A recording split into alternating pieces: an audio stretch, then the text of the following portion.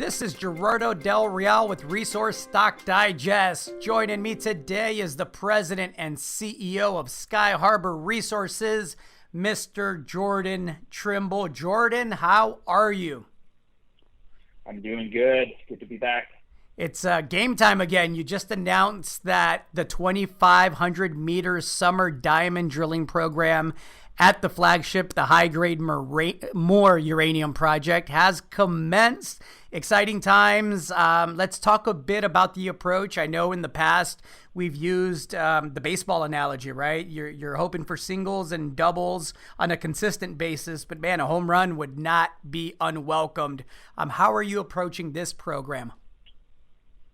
Yeah, so just to recap, the 2,500 meter program just started, 7 to 9 drill holes.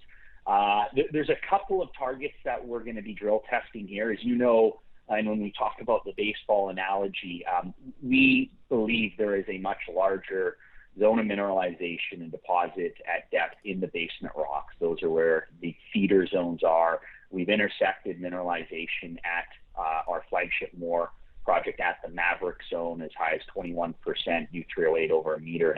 We know there's the right geological setting for very high-grade uranium mineralization, and we think we're right on the cusp of finding more. So there will be a continued focus on the basement rocks and drilling below the unconformity. But just to go over the few target areas that we're going to be drill testing, we will drill a few holes into the main and East Maverick zones. That's really been the focus for us. Again, there we want to continue drilling and testing basement-hosted targets. Some recent geophysics and new geological modeling have refined these targets for us. So you'll see a few holes drilled there.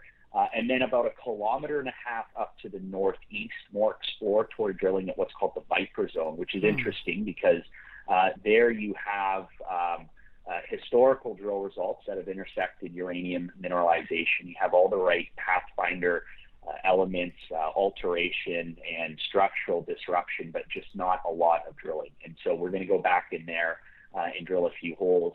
And then this is relatively new, and we really haven't done much work in this target area since acquiring the project a few years back. But west of the main Maverick zone, we call it the Maverick West zone, we're going to be drilling a few drill holes there. And what's interesting about the West Maverick zone is we recently reinterpreted the historical drilling and results and revealed that the intersection of the Athabasca conformity with two rock groups, the Archean and Wollaston groups, there's a contact there that hasn't been adequately tested west of the main Maverick zone.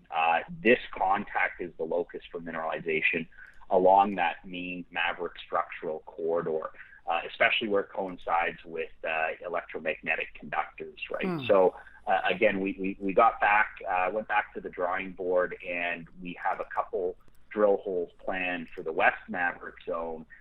And given, again, that contact between these two main rock groups, we feel that it's a high priority target and could yield a new discovery. So exciting time to get started back up. A healthy drill program, again, fully funded and permitted. We did just announce a $1 million raise, so we're cashed up with over $2.7 million. And I'll note it was one single institutional investor, a generalist fund, which is interesting in and itself. So we are seeing, again, institutional money coming into the space. They're taking shots on companies, smaller cap companies, which is good to see, and that capital's flowing down into the juniors. But I also think it does show there's an interest out there right now going into the fall, which is seasonally a busier, more active time for the uranium market. I assume that generalist fund prefers to not be identified. Yeah, it's a generalist fund out east, and I will just say, as I mentioned, I think that's noteworthy. They've been building positions in uranium companies over the last little while. Obviously, believe, as you and I believe, there is a bull market brewing for this commodity, and I think we're in the early days of it. Well, we've seen it in the gold space, and we know it'll be a lot more pronounced to the upside in the uranium space because of the lack of names, right? There's only so many vehicles that you can speculate on that are quality vehicles that can provide you that exposure that is sustainable. I have to ask you, you mentioned the generalist fund. It's a single strategic investor that's been building positions in quality names. That has to speak to the macro take that some of the speculative capital is now taking as it relates to uranium. What are your thoughts, Jordan? You're always really insightful about letting us know what you're seeing, what you're hearing, what it feels like. I described uranium earlier this week on Twitter as a coiled spring. That's, it's a rusty coiled spring, but it's still coiled and it's still a spring, right? What's your take on the space? Yeah, that's a great analogy. I'd say the rust is starting to come off, though. I think we're now seeing, as I said, truly the early days of this recovery, and I think soon to be major bull market. We've talked at length about the supply demand. There's no secret out there. There's been a major supply disruption over the last several years. It's been accelerated with COVID. The risk to the supply side far outweighs the risk to the demand side from the pandemic. And so I think that's an important note going forward. And just even recently with Kazatomprom's announcement, and I'll talk a little bit more about that, but they highlighted that. They said, look, production cuts could continue as a result of the pandemic, right? So it's just something to keep an eye on going forward. But just getting into the weeds a little bit more on that recent announcement from Kazatomprom, they announced a continued production cut of 20% through 2022. So that's over 14 million pounds in 2022 alone.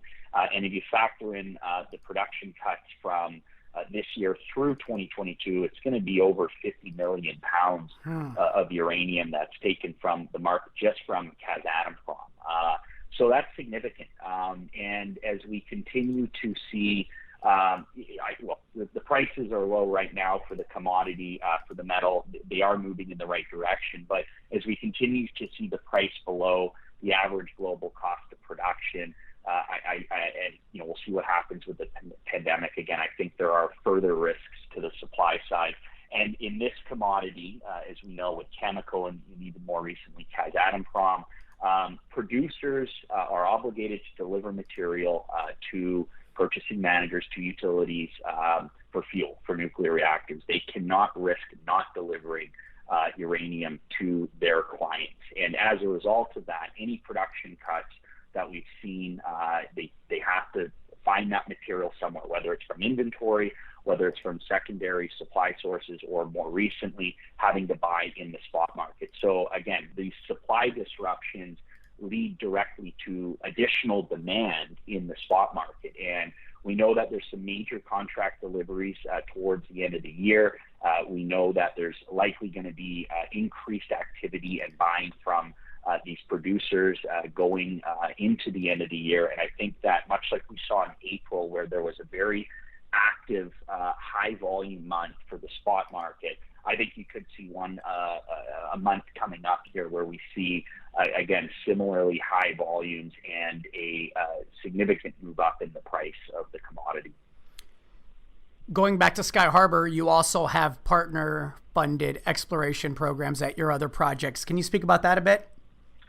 Yeah, absolutely. So as in court at our East Preston project has a summer/fall program planned that they'll be commencing here shortly. You'll see news flow on that as they earn up to 70% at that project. To complete that earn-in, they have to spend a bit more money in the field, which they'll do this in the next several months, and then make a $200,000 cash payment. Orano, France's largest nuclear uranium mining and nuclear fuel cycle company, is exploring at our Preston project. They completed a field program earlier this year. We're just waiting to get the final report back on that with some guidance on future programs at the Preston project. And as we've talked about previously, there are negotiations underway on bringing in additional partner companies at some of our other 100% owned projects in the Athabasca Basin. Good spot to be in. Market cap, what's it look like right now, Jordan? It's trading around a 15 million market cap. That's Canadian dollars. So still relatively low. Again, I think with all the news flow and catalysts coming up and the impending uranium bull market and the seasonality, I think the value proposition is quite strong. I've continued to buy in the market, as you can see with my insiders, and will continue to do so. Well put, as always. Anything else to add, Jordan?